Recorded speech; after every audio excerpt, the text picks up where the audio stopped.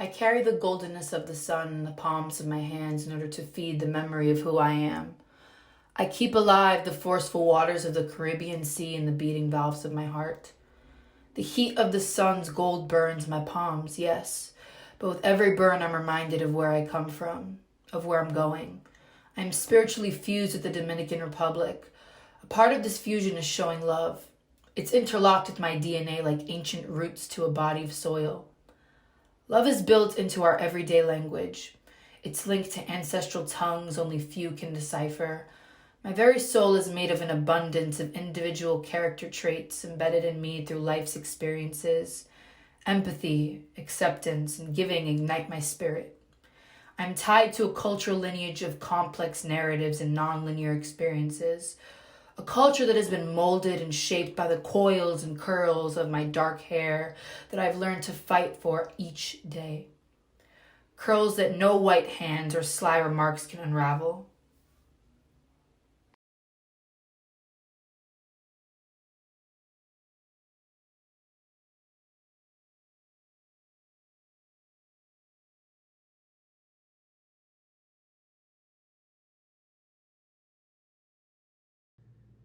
In a way, I feel disconnected. While I am attached to so much depth and a long vein of stories, I can't help but ask, what is this trail of footprints I find myself culturally harmonized with? Are these meant to be my footprints? Or are they the markings of those before me? Or possibly a map of the path where I am meant to go? Questions of no right answers. Nevertheless, as once did by the voyage of my father from Japan to America, I will construct my own legacy, saturated in magenta aura. I can feel the life selfless acts create inside me, so much so that my very ribs are made up of the fingers of giving hands, of working hands. It locks in my heart, the organ that's the house of emotions in the body, the organ in my body that continues to be watered and is kept alive and beating by new experiences.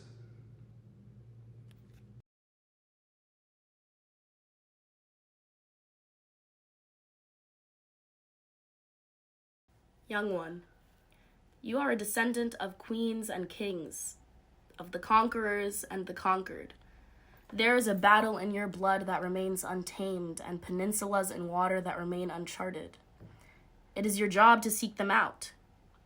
Your imbalance is not a diagnosis, but a symptom of neglect, of hurt, and of a forgotten language and a longing to be loved and to love. Young one, you are the oceans and the boats that sail it.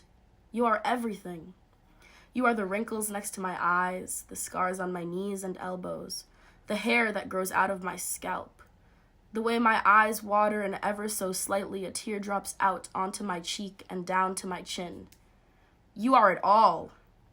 No matter how many times you find yourself lost and wandering, or waking up and picking which mask to hide behind today, you are never alone, and you are always enough.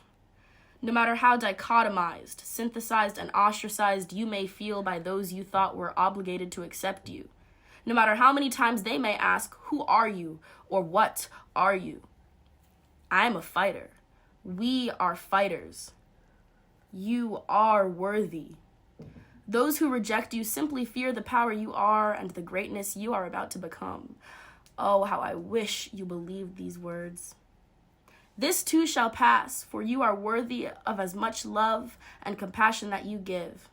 The world is waiting for you, and she is not ready for the things you will do and the power that you will unleash.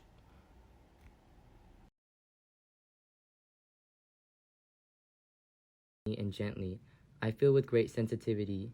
I flow in my existence expansively. My being is unique, not like the majority, which is okay because that is not priority. The way that my body curves, the way that my body moves, the way that my body is marked with scars from procedures, is pure art at its finest. I believe that the true beauty of art is in the journey. It's in learning to love, living to love, and loving to live. It's in the imperfections. It's defying society's rule over autonomy, making one feel like an anomaly. It's defying the hatred I once had for myself. It's providing support and solidarity within myself. Being trans has showed me that I matter no matter what others scatter. I am now confident. I actually feel competent. It's at times when beauty really strikes, when I feel the flatness of my chest. I'm reminded of my past test. I'm reminded that I was strong enough to fight and take flight. Every time I don't bleed, I'm reminded that I made it out, that I was meant to sprout, that I was to push past the doubt. I now see that God was about.